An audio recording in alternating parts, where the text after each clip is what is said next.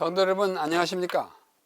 에스라엘 나무강단이 제공하는 성경의 각 책의 기별과 신학, 오늘 7번째 시간을 맞이합니다. 우리는 지난 시간을 통해서 창세기로부터 출애굽기, 레위기, 민수기, 신명기 각 책의 기별과 신학을 이미 공부했고, 바로 전 제6강의에서는 오경 전체를 통틀어서 보면서 그 기별과 신학을 공부한 후에 오늘은 모세오경 그 전체에 나타나 있는 그리스도의 모습을 잠시 살펴봄으로써 모세오경이 가지고 있는 궁극적인 신학, 곧 예수 그리스도에 관한 이야기를 공부하려고 합니다. 오경은 모세가 예수님이 이 땅에 오시기 1500년 전에 쓴 책이지만 거기에 이미 많은 예수님에 대한 이야기를 쓰고 있어요. 그래서 성경입니다. 구주가 올 것을 미리 예언하는 책입니다. 그 모든 것들이 어떻게 나타났는지 이 시간에 보겠습니다. 먼저 모세와 그리스도라고 하는 제목으로 우리 누가복음 24장 25절 27절을 보겠습니다. 이 24장은 예수님이 부활하신 날 오후에 엠마오라고 하는 예루살렘으로부터 북쪽으로 얼마 안 떨어졌습니다. 한 2, 3km 떨어진 곳인데 그곳으로 낭망하여 걸어가는 두 제자에게 슬그머니 따라가셔서 대화를 청하는 장면입니다. 가르사대 그 두 제자가 예수님이 부활하셨다는데 어디 가셨나 하고 보면 진짜 일어나셨나 이렇게 생각하는 그들에게 말하기를, 미련하고 선지자들의 말한 모든 것을 마음에 더디 믿는 자들이여, 그리스도가 이런 고난을 받고 자기의 영광에 들어가야 할 것이 아니냐. 그 구약에 이미 말씀한 대로 고난을 받고 또 부활하시고 그 영광에 들어간다는 걸 다 말씀 다 되어 있는데 이걸 보고도 믿지 않느냐 하시고, 이에 모세와 및 모든 선지자의 글로 시작하여 모든 성경에 쓴 바 자기에 관한 것을 자세히 설명하시니라. 이 모세로부터 시작해가지고 쭉 내려가지고 모든 성경에서 이거 예수님에 대한 가는 거야. 이거 봐, 고난을 받겠다고 하지 않느냐. 봐, 여러 가지 이렇게 살기를 하지 않았냐. 이봐, 부활한다고 그러지 않느냐. 다 이야기해 주는 거예요. 그러면서 그가 모세를 언급합니다. 다시 말해서 모세의 글 오경에는 예수님에 관한 것이 많이 있음을 암시합니다. 구약 성경 다 그렇죠. 제가 이 성경을 한 권 가져왔습니다만 이것이 구약 성경인 히브리인들의 성경입니다. 히브리인들은 구약 신약이 없어요. 신약이 없기 때문에 그냥 성경입니다. 타나크라고 그래야 돼요. 율법과 선지자와 글들, 이게 이 두꺼운 이 책에 이 오경은 그 첫 다스 책이기 때문에 가장 기본적인 책이요, 가장 중요한 책입니다. 그 책에 자기에 관한 것이 있고 여러 선지자와 모든 성경에 자기의 쓴 것이 포함되어 있다는 것이 예수님의 성경관입니다. 성경은 뭐냐? 자기에 관한 것을 포함하는 책이다 그래요. 또 요한복음 1장 45절에 보면 예수님의 그 첫 사도로 되는 몇 사람이 나타나는데 그 중에 빌립과 나다나엘이 나옵니다. 빌립이 나다나엘을 찾아 먼저 빌립이 예수님을 만난 후에 나다나엘 모압 나무 아래서 성경 공부하고 기도하던 나다나엘 찾아가서 말하기를, 모세가 율법에 기록하여, 율법이 뭐예요? 토라입니다. 토라는 오경이에요. 모세가 오경에 기록하였고 여러 선지자가 기록한 그분을 우리가 만났다. 누구냐? 요셉의 아들 나사렛 예수다. 모세가 율법에 기록한 그분, 여러 선지자가 기록한 그분이 누구냐? 예수예요. 구약 성경은 예수님으로 가득 차 있습니다. 구약 성경 읽고도 거기에 가득 차 있는 예수님을 발견하지 못하면 구약 성경을 바로 읽은 것이 아니에요. 그러므로 빌립의 생각에도 구약 성경이 모세가 뭐냐, 여러 선지자의 글이 뭐냐, 궁극적인 핵심은 뭔가 예수 그리스도네. 그분이 왔다 그거예요. 참 놀라운 신학입니다. 또 바울이 말한 고린도 후서 3장 14절 16절에 보면 아주 재밌는 말씀이에요. 그러나 저희 마음이 완고하여 오늘까지라도 구약을 읽을 때에 그 수건이 오히려 벗어지지 아니하고 있으니 그 수건은 그리스도 안에서 없어질 것이다. 자, 여기 수건이 있습니다. 수건이 이렇게 가려 있어요. 뭐 보입니까? 아무것도 볼 수가 없습니다. 그러나 그리스도 안에서 이 수건이 없어진다는 말은 그 내용을 환하게 이해할 수 있다는 것입니다. 구약 성경에서 예수님을 발견하지 못하면 그것은 구약 성경을 올바로 또는 깊이 이해한 것이 아니라는 말씀입니다. 오늘까지 모세의 글, 오경을 읽을 때에 수건이 오히려 그 마음을 덮었다는 말은 뭐예요? 아무것도 이해하지 못한다는 것입니다. 그러나 언제든지 주께로 돌아가면, 우리 주님께 그리스도에게 돌아가면 그 수건이 벗어요. 아, 이런 뜻이구나 이해한다는 것입니다. 그렇게 참 많이 있어요. 또 바울은 고린도 전서 15장에서 이렇게 말씀합니다. 기록된 바 첫 사람 아담은 산 영이 되었다 함과 같이 마지막 아담은 살려주는 영이 되었나니, 여기 첫 사람 아담, 마지막 아담, 두 아담이 나옵니다. 첫 아담은 그 아담이에요. 창세기 1장에 창조되는 그 아담이고, 마지막 아담은 누구냐면 예수님입니다. 이 첫 사람은 산영, 그렇죠? 리빙 소울, 산영이 됐다. 생명이 됐죠. 살려주는 영이 됐다. 아담, 산다 비슷하잖아요. 이렇게 아담과 예수님을 이렇게 뭐랄까, 서로 비슷한 점, 상사점, 비슷한 점, 유사점을 발견하는 것입니다. 그러나 먼저는 신령한 자가 아니요 육이 있는 자요, 그 다음에 신령한 자니라. 첫사람 아담은 땅에서 났으나니 흙에 속했고, 둘째 사람 누구예요? 예수님은 하늘에서 나섰다. 여기서 산영, 살려주는 영은 비슷한 상사점이고, 땅에서 나고 하늘로 나는 것은 대조점이에요. 서로 상이점입니다. 그래서 아담은 여러 가지 면에서 예수님을 보여주는 표상적 인물인데 상사점도 있고 대조점도 있어요. 이 로마서 5장 14절 너무나 유명한 아담은 오실 자의 표상이라. 표상이라는 말은 앞에서 공부했습니다만 앞으로 실체가 나타날 것을 그림자처럼 미리 보여주는 그게 표상입니다. 아담을 보면 예수님이 이 땅에 올 것을 알아요. 그의 모든 한 행적이 예수님과 굉장히 닮은 점이 있어요. 상사점도 있고 상이점도 있어요. 대조점도 있어요. 로마서 5장 17절 19절 한 사람의 범죄로 사망이 그 한 사람으로 말미암아 왕노를 하였은즉 더욱 은혜와 의의 선물을 넘쳐나게 받는 자들이 한 분 예수 그리스도로 말미암아 한 사람의 범죄로 말미암아 생명 안에 왕노를 하더라. 한 사람의 순종치 아니함으로 많은 사람이 죄인이 되었듯이 한 사람의 순종함으로 많은 사람이 의인이 되었다. 범죄로 이사야 말미암아 같고 비슷하고, 그 다음에 죄인이 됐고 의인이 됐고, 이는 순종하고 순종치 않고 대조점이에요. 아담과 예수님은 비슷한 점도 많고 또 용어가 반대로서 대조를 이루는 점도 많다는 것입니다. 그래서 창세기에는 예수님에 대한 이야기가 참 많이 있는 것을 예수님과 제자들, 사도들의 글에서 우리가 볼 수 있습니다. 그래서 예수님은 오실 자의 표상이라고 말씀하고 있는 것입니다. 자, 둘째, 창세기 보면 여자의 후손이라는 말이 나옵니다. 창세기 3장 15절. 이걸 흔히 학자들이 원복음이라고 합니다. 원복음, 프로테방겔륨, 프로토스 유앙겔륨, 첫 복음, 프로토스 유앙겔륨, 첫 복음이에요. 원복음이라고 말합니다.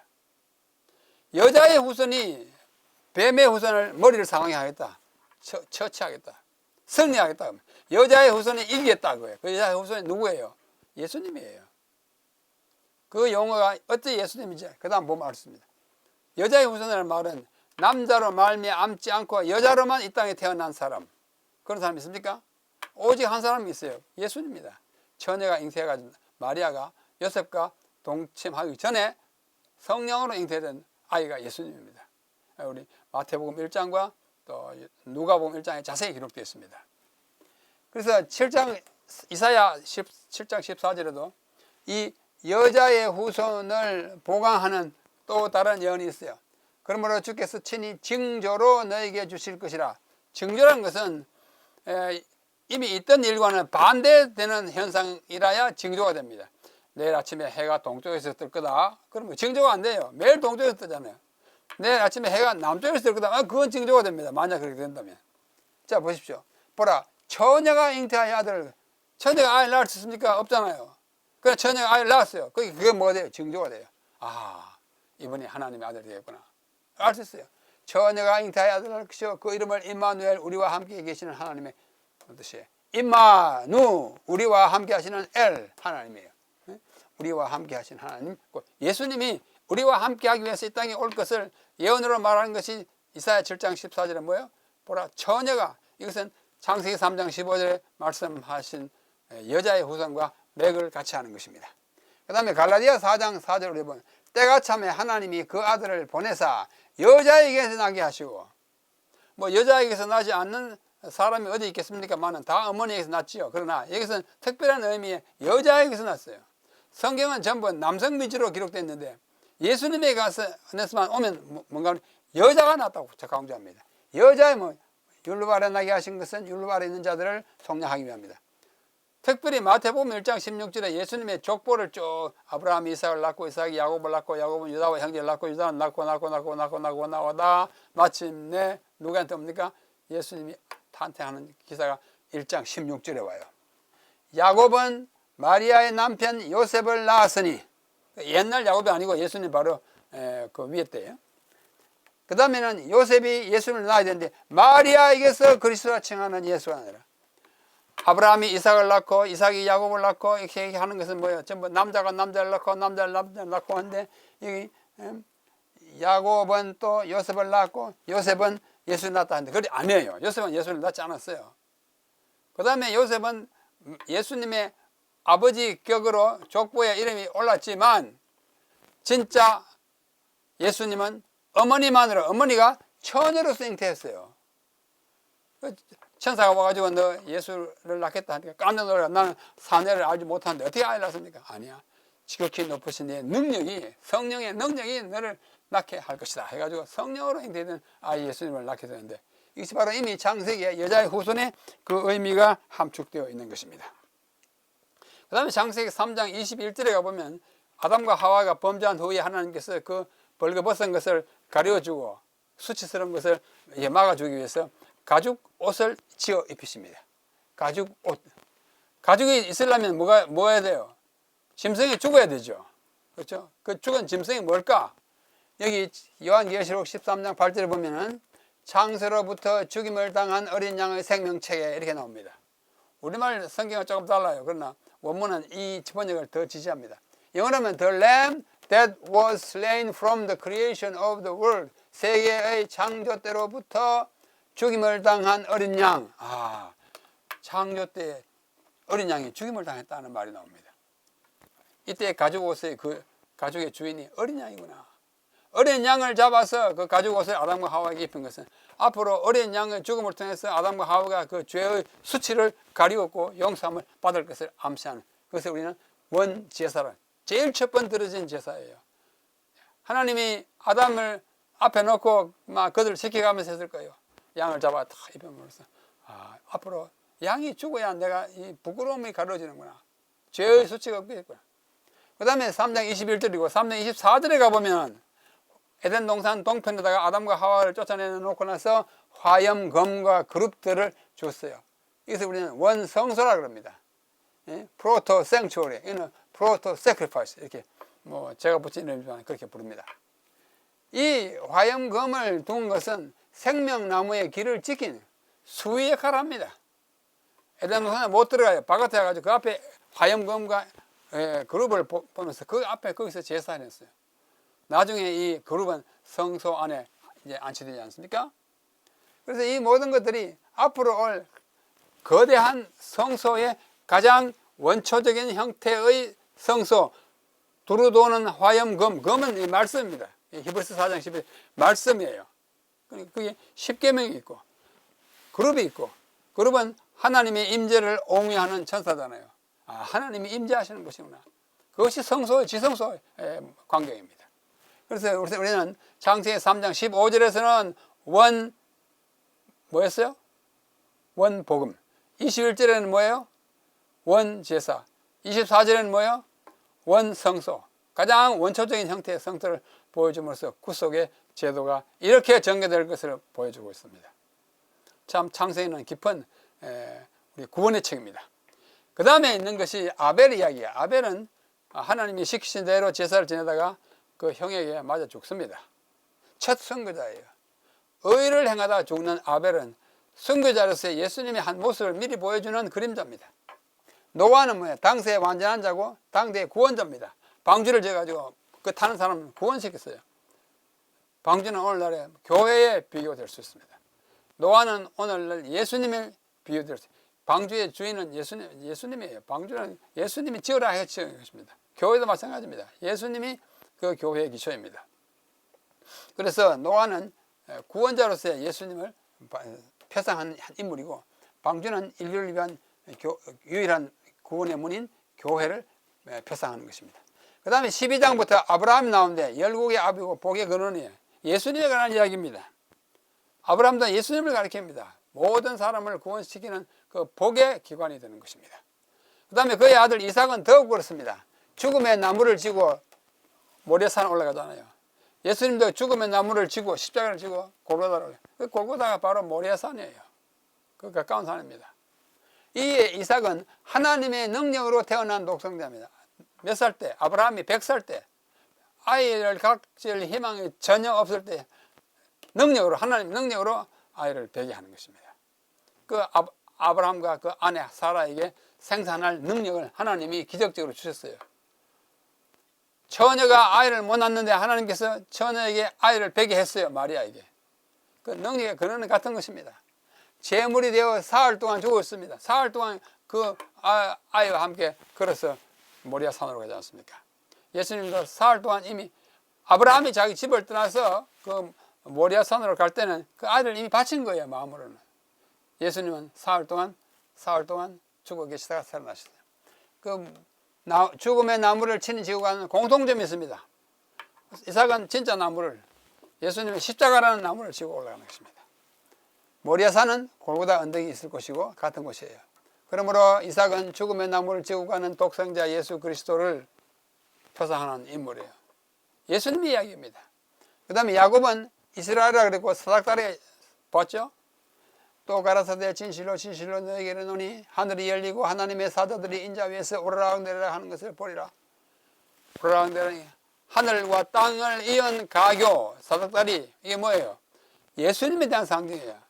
예수님은 우리가 하늘로 갈 수 있는 사닥다리고, 예수님은 우리가 하늘로 갈 수 있는 길, 내가 곧 길이요 진리 할 때 그 길이에요. 그 길로서의 사닥다리로서의 길, 그것이 진짜 암시하는 바는 예수 그리스도를 이야기하는 게, 그것은 창세기에 나오는 이야기인 것입니다. 그 다음에 유다 지파를 통하여 예수님 나옵니다.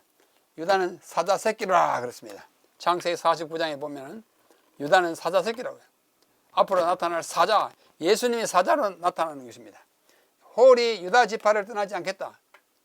유다가 뭐예요? 홀, 지팡이, 임금 왕가가 될 것을 이야기하고 그 후손으로 예수님 올 것을 이야기하는데, 그런 데서 유다는 예수님을 가리키는 또 하나의 인물입니다.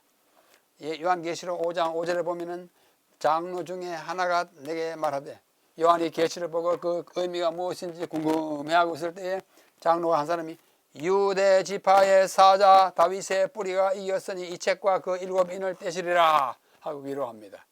염려하지 마라. 예수님이 이기고 예수님이 이걸 다 해결할 테니까. 그 예수님이 누구냐? 다윗의 뿌리요. 누구예요? 유다 지파의 사자. 예수님은 사자입니다. 사자. 권세를 가진 존재인 것을 나타내는 예언이 사자로서의 예수님인 것입니다. 그 다음에 요셉이 나옵니다. 요셉이야말로 정말로 다각도로 많은 점에 있어서 예수님을 미리 보여주는 인물이에요. 표상적 인물입니다. 사망의 구렁에서 영광의 보좌로 올라갔지 않습니까? 보디바르의 그 집에 갇혀가지고 감옥에 있다가 나와가지고 총리가 됐어요. 예수님도 죽음의 가야바의 그 웅덩이에 들었다가 일어나서 부활하시고 하늘로 올라가요. 양을 치던 목자 형제들에게 보내짐을 받는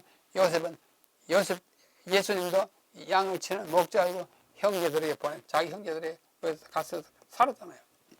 부모가 그의 말을 마음에 뒀어요. 요셉의 이야기를 마음에 뒀어요. 그 꿈 이야기 뭐 할 때. 예수님이 어릴 때 예루살렘에 가가지고 어떻게 해요? 내가 아버지 집에 있어야 할 걸 모르셨습니까? 라고 말할 때, 마리아가 그 마음에 그 말을 담아뒀어요. 똑같아요. 은 20개의 요셉을 팔았고, 은 30개의 예수님을 팔았어요. 둘 다 그 팔자고 제안한 사람이 누구냐? 유다예요. 요셉도 유다가 그 넷째 아들, 야곱의 넷째 아들 유다가 팔자고 그랬어요. 예수님도 제자 유다에 팔렸어요.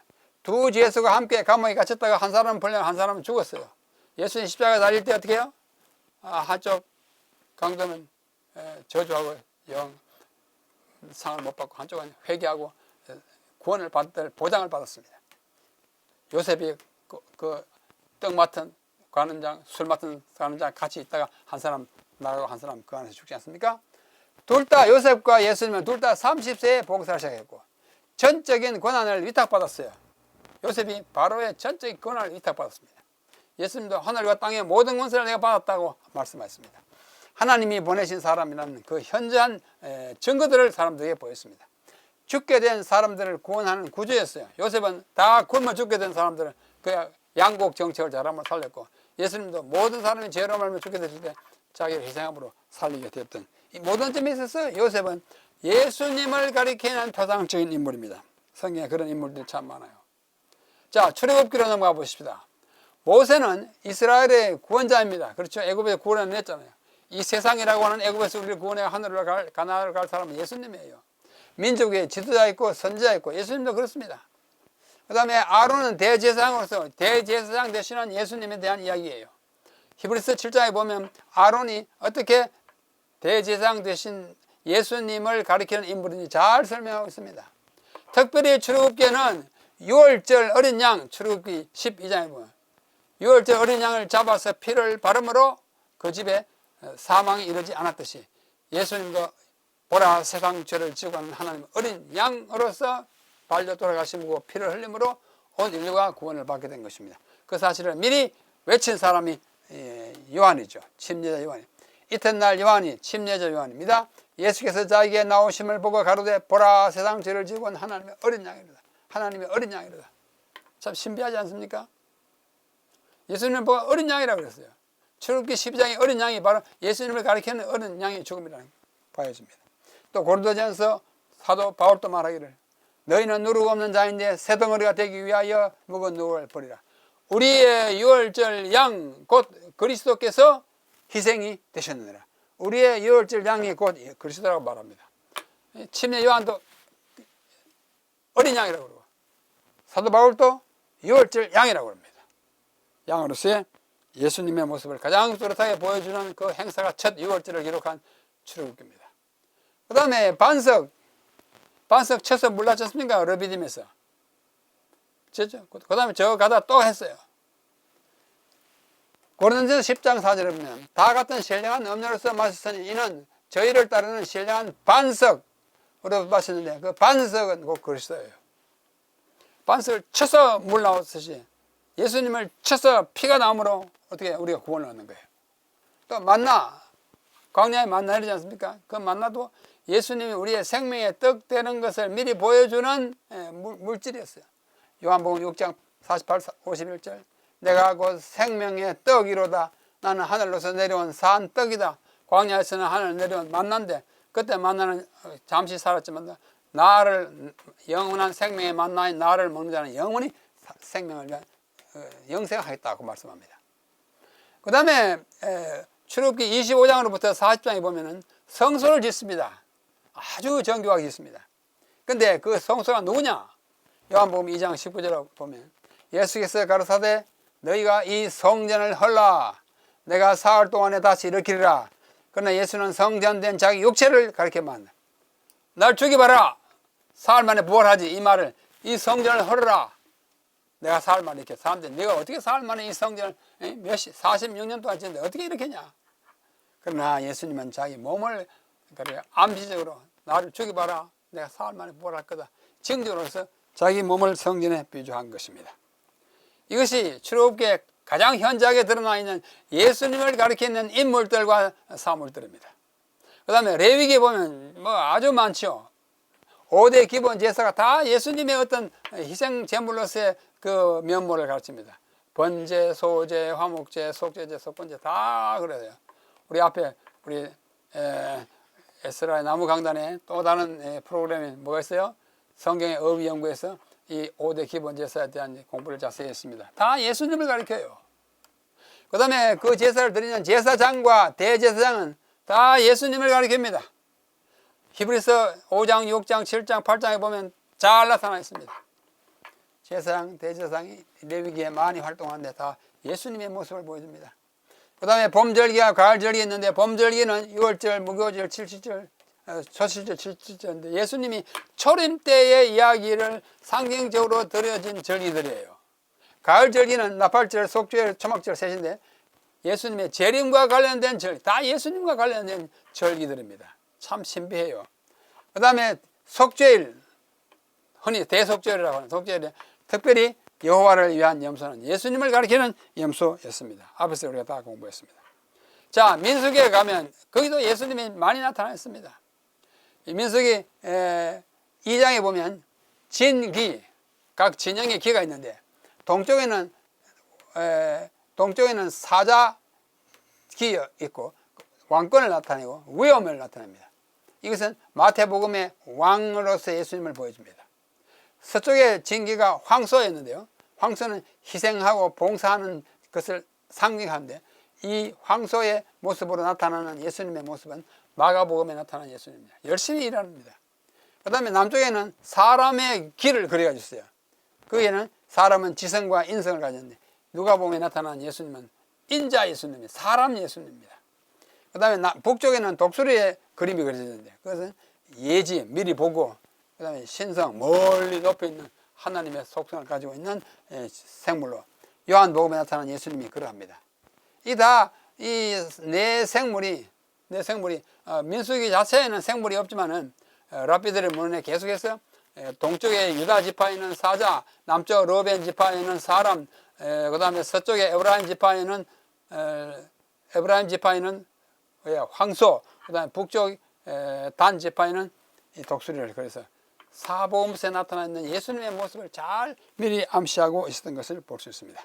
그 다음에 21장에 가보면 민수기 장대 위에 놋뱀을 다루는 이야기가 나옵니다. 광야를 지나는 동안 독뱀이 나와가지고 사람들 막 물에서 막 죽었어요. 어떻게 할까?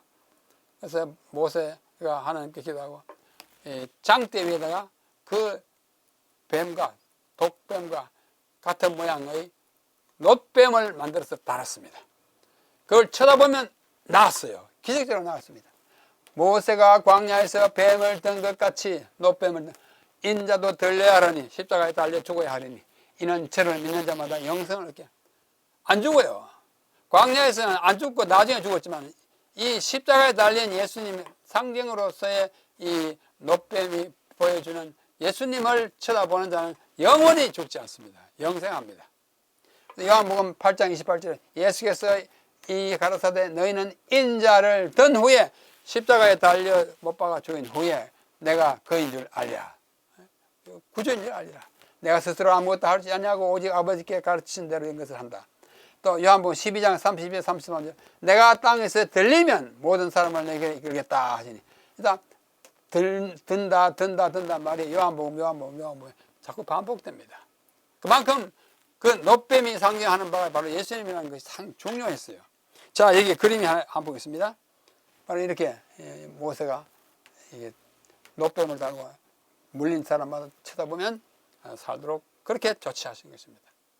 우리도 살 길은 예수님을 쳐다보는 길밖에 없습니다. 그것이 우리의 영원한 생명을 보증하는 길입니다. 이건 그림이고 실제로 지금 요르단에 가보면 여기 느보산에 올라가보면 이렇게 조형물을 하나 만들어 놨습니다. 조형물을 만들어 놨어요. 그 바로 교회 앞에 모세 성천 기념교회 앞에 있는데 이렇게 있고요. 요거 바로 맞은편에 교회당이 있습니다. 이 교회당이 모세 기념교회입니다. 이게 쳐다보면 사는 거예요. 이것이 민수기 21장에 나타나는 것입니다. 그 다음에 민수기 24장에 가보면 한 별과 한 홀에 대한 이야기가 나옵니다. 발람이라고 하는 선자, 저 메소포타미아 출신인데 자칭 선자였어요. 많이 예언도 하고 그랬는데 그 모압 땅의 그 왕이 바락인데 그에게 뇌물을 줘가지고 지금 막 쳐들어 올라오고 있는 이스라엘 백성들을 저주하라 그러니까 돈을 받고 저주하겠다고 입을 열어보니까 저주가 안 나와요. 하나님이 그의 입을 주장하시니까 안 나오고 엉뚱한 이야기를 합니다. 예수는 이건 별과 같은 것이죠. 나중에 보겠습니다.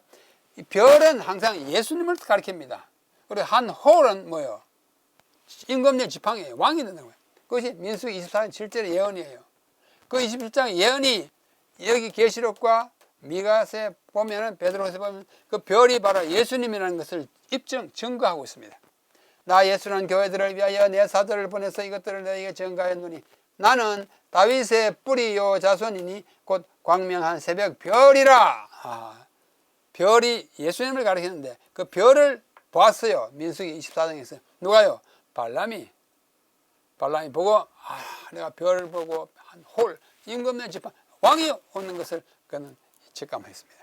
요한 계시록 2장 28절에도 내가 꼭 그에게 새벽 별 예수님을 주겠다.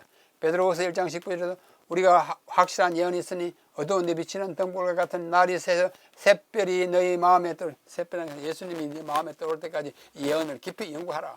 샛별은 자꾸 예수님을 가리킵니다. 또 미가서 5장 2절 베들레헴 에브라다야 너는 유다 족속 중에서 작을지라도 이스라엘을 다스릴 자가 너에게서 나온다. 다스릴 자가 뭐예요? 홀을 가진 사람이에요. 통치자의 지팡이가 홀입니다. 다스릴 자가 너에게서 나올 것이라. 그의 근본은 상고의 태초의 영원부터 계시는 존재 그분이다. 이렇게 이야기하고 있습니다. 자, 별. 그래서 그때 그 발람이 말한 별을 보고 소위 동방의 박사들이 이 별을 보고 찾아오니까 이게 베들레헴까지 오게 된 것입니다. 예수님 탄생할 때. 그렇게 왔어요. 이 별을 보고는 이 동방 박사들의 이야기. 별이 뭐예요? 예수님을 가리킵니다. 앞에서 본 별이 확실히 그 예수님을 가리킵니다. 마태복음 2장 2절 유대인의 왕으로 나신 이가 어디 계시뇨? 동방 박사들이 헤롯 왕에게 가서 묻는 질문입니다. 우리가 동방에서 그의 별을 보고 아기 예수님이 별로서 나타나는 그 별이 나올 것을 발람이 예언하고 그렇게 사람들은 그 별을 보고 예수님이 탄생한 것을 알게 되었습니다. 자, 그 다음에 민수기 20장에 보면 이 8절이 모세가 또 반성을 또 한 번 칩니다. 처음에 치고 나서 그 다음에 그냥 명하여 말로 하라는데 막 쳤어요. 그래서 물은 낙이 났지만도 모세가 그 일로 인하여 큰 벌을 받죠. 그런데 그 반석이 누구냐? 다 같은 신령한 음식을 먹고 다 같은 신령한 음료를 마셨으니 이는 그들을 따르는 신령한 반석으로 마쳤는데 그 반석은 곧 그리스도다. 반석은 항상 그리스도예요. 우리는 반석 위에 선 사람들입니다. 반석 위에 세워진 교회의 일원들입니다. 반석은 예수 그리스도예요. 그 다음에 11절에 보면 그 반석에서 나오는 생수도 예수님이에요. 내 피는 생수다. 내 피를 마신 자는 영원히 안 죽겠다. 생수, 피. 그 다음에 35장에 가면 도피성이 나옵니다. 실수로 사람을 죽인 사람이 빨리 도망가서 피할 수 있는 도피성. 그것이 예수님을 가리킵니다. 사람을 죽인 죄를 지을지라도 도피성 대신에 예수님 안에 들어가면 안전한 것이에요. 그 다음에 그 도피성에 들어간 죄인은 대제사장이 죽을 때까지 있다가 나오면, 그 다음에 나오면 괜찮아요. 대제사장의 죽음이 그 죄인의 죽음을 대신한다는 성격을 포함하고 있어요. 대제사장은 우리를 위하여 돌아가신 예수님을 가리키는 제사장의 직분입니다. 그 다음에 8장에 민수기 3장에 보면 속전을 내게 했습니다. 그 법은 뭐냐면 이스라엘의 처음 난 자가 22,273명이고 레위인은 22,000명인데 그 차이가 273명이 나요. 모든 마다들은 다 하나님에 바쳐졌는데 그렇게 할 것 없이 레위 지파 다 하고 막 바쳐버려서 집집마다 마다들 안 바쳐도 되게 그런 조치를 내렸습니다. 그래 딱 세보니까 레위인이 22,000인데 처음 난 자가 22,273명이 남아요. 이 사람들은 어떻게 해요? 그 사람도 다시 다 구원해야 되기 때문에 그 사람에 대해서는 어떻게 해요? 뭘 했어요? 속전 5세계를 별도로 지불하게 해서 한 사람도 누락됨이 없이 다 속죄함을 받도록 조치를 한 것입니다. 예수님은 우리의 속전이에요. 우리가 죽어야 할 죽음을 그분이 대신 죽어준 우리의 생명의 대가 속전입니다. 그래서 모든 사람이 다 구원을 받게 하는 그 속전으로서 예수님이 그 속전인 것을 우리에게 보여주는 이야기입니다. 하는 사람도 누락되지 않겠어요. 그 다음에 붉은 암송아지의 죄, 붉은 암송아지를 잡아서 들인 후에 남은 죄로서 부정하게 된 자들을 정결하겠는데 그리스도께서는 사소한 죄와 부정에 대해서도 자백만 하면 요한일서 1장 9절 너희가 자백하면 다 용서와 정죄를 허락하셨어요. 그 죄 아무것도 안 하잖아요, 그죠? 그러니까 그 죄를 우리 죄를 가짐으로써 우리가 사소한 죄도 다 용서함을 받을 수 있는 길을 열어줬다는 뜻에서 예수님을 가리킵니다. 그 다음에 아론의 쌍난 지팡이가 있어요. 12지파 지팡이 다 가져오라 그러는데 레위 지파는 아론의 아주 깡깡 마른 지팡이를 갖다 놨대. 그래서 그 다음날 보니까 잎이 나고 열매가 맺혔어요. 곧 생명의 구주의 능력이 이 레위 지파에 있다는 사실을 우리에게 보여준 것입니다. 자, 마지막으로 신명기에도 아주 귀한 예수님에 대한 이야기가 나옵니다. 마귀에게 시험당할 때 예수님은 신명기를 이용해서 기록되었을 때 세 번 나옵니다. 사람이 떡으로만 할 것이 아니요 하나님의 입으로 나오는 모든 말씀으로 살 것이라. 이는 신명기 8장 3절에 쓰정이고. 두 번째, 시험, 주 너희 하나님을 시험하지 말라. 6장 16절에 쓰정이고. 주 너희 하나님께 경배하고 다른 일을 다만 그를 섬기라. 6장 13절이에요. 예수님은 시험을 당할 때 이길 수 있는 그 무기로서의 말씀을 다 신명기에서 가져왔습니다. 신명기를 아주 좋아하셨거나 많이 친숙하게 알고 계셨음을 우리에게 보여주고 있습니다. 둘째, 이건 가장 큰 신명기의 예언인데, 너 또는 모세가 말하면 나, 하나님 말하면 너와 같은 선지자를 보내겠다. 신명기 18장 15절 18절에 나와요. 예수님을 선지자로서 보낼 것을 예언한 것이 신명기고, 그것이 마치 모세처럼 그런 위대한 선지자가 나타날 거다 해가지고, 그때 이후로 선지자가 나타날 때마다 이분이 모세가 약속받은 그 선지자인가 보다 하고 많이 기대했어요. 그러나 아니었습니다. 침례 요한이 나타났는데 너 그 선지자냐? 아니야. 나는 그 선지자의 신들매를 풀기도 감당하지 못하는데 내 뒤에 오는 사람이 그가 참 선지자다 그럽니다. 마태복음 21장 11절 무리가 가로되 갈릴리 나사렛에서 나온 선지자 예수라. 예수님은 선지자였어요. 선지자입니다. 요한복음 6장 14절 그 사람들이 예수의 행하신 표적을 보고 말하되 이는 참으로 세상에 오신 그 선지자. 어느 선지자? 신명기 18장 15절 18절에 그 선지자다 라고 인정했어요. 모세가 약속했던 모세와 같은 선지자 예수님이다. 그 다음 누가복음 4장 24절 이르시되 내가 진실로 너희에게 이르노니 선지자가 고향에서는 환영을 받는 자가 없다. 나사렛에서 배척봐 낭떠러지 막 떠밀려가 죽이려고 그랬잖아요. 선지자가 고향에서는 환영을 받지 못한다. 자기를 선지자라고 인정하는 대목입니다. 요한복음 1장 21절 또 묻되 그러면 누구냐? 네가 엘리야냐? 이르되 나는 아니라. 또 묻되 네가 그 선지자냐? 말하되 아니라. 27절에 내 뒤에 오는 그가 선지자다. 침례 요한이 증거합니다. 그 선지자, 이 지상생의 역사에서 가장 위대한 선지자 누구예요? 예수님인데 그 선지자를 예언한 책이 신명기 구약의 책입니다.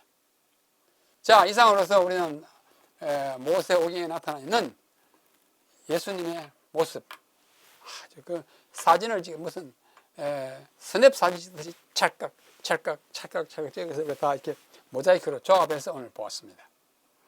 그래서 제가 모세오경을 공부하면서 시조를 좀 읊어봤습니다. 시조. 우리 옛날부터 우리 내려오는 우리 어른들의 시조가 참 많이 있지 않습니까? 태산이 높다 하되 하늘 아래 메이로다. 오르고 또 오르면 모두를 이었건만은 사람이 제한이 오르고 매만 높다 하더라. 가노라 삼각사나 다시 보자 한강수에 그런 있잖아요. 그런 34, 34, 34, 34, 3543 이런 형식에 맞춰서 모세 오경의 각 책을 한 수의 시조로 읊어봤습니다. 시조 5수에 담아본 모세 오경. 자, 창세기. 하나님이 천지를 아름답게 지었으나 인간의 범죄로 낙원은 사라지고 죽음이 이르러 왔네. 다 망하게 되었네. 여자의 후손으로 인간 구원 약속하고 노아 방주 짓게 한 후 홍수 내신 하나님, 아브라함 불러내셔서 큰 민족을 이뤘네. 이게 창세기의 모습입니다. 예수님의 모습인 것입니다. 출애굽기. 종의 멍에 무거워 울부짖는 백성을 모세 아론 보내셔서 구원하신 하나님, 유월절 어린 양으로 생명의 값 치렀네. 십계명을 반포하고 성소를 짓게 하여 구원의 계획을 실행하신 하나님, 신비한 구속의 경륜, 다함없는 그 사랑. 이것이 제가 느끼는 출애굽의 모습입니다. 레위기 5가지 기본 제사, 그 밖에 많은 제물, 봄, 가을의 절기들, 축제와 성회에서 죄삭 사망인 것을 흘린 피로 배우네. 하나님이 거룩하니 너희도 거룩하라. 피 흘림이 없은즉 사함이 없느니라. 휘장에 뿌려진 선혈 함성으로 외친다. 거룩하라. 민수기 광야의 메마른 땅 멀고도 험하여라. 음식 타령, 물 타령, 원망과 불평 속에 반역은 깊어만 가네. 목이 곧은 백성들. 진영을 가다듬고 행군은 계속되나 아직도 멀었는가 고난의 길 40년. 방황은 언제 끝나나 가나안이 멸린고. 그 당시 이스라엘의 심정입니다. 신명기 요단 동편 이르러 가나안을 굽어보며 파란 많은 긴 여정을 돌아보는 이스라엘. 지나온 발자취마다 서려 있는 주의 사랑. 언약의 땅 들어가서 지켜 행할 법도를 낱낱이 일러주던 그 위대한 종의 음성.